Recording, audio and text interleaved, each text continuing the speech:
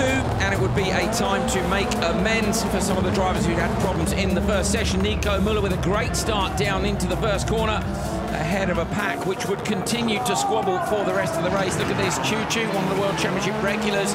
Little tap on the back of Demoustier. Demoustier runs wide, bigger hits on the inside, and in fact Choo-Choo came off worse from that with a little brush against the wall.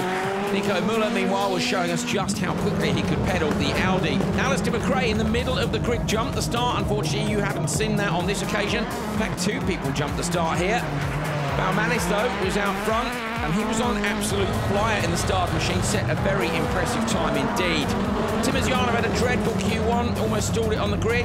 Hakkinen managed to get the whole shot, but look at this. Contact between four cars. Timozyanov then around the outside of Hakkinen.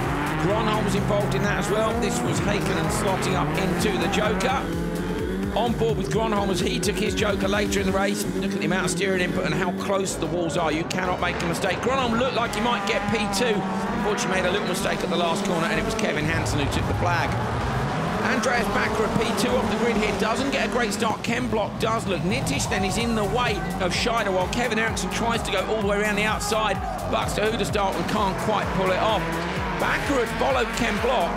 We weren't sure whether or not he's being held up, and he wasn't, because Block was absolutely flying here.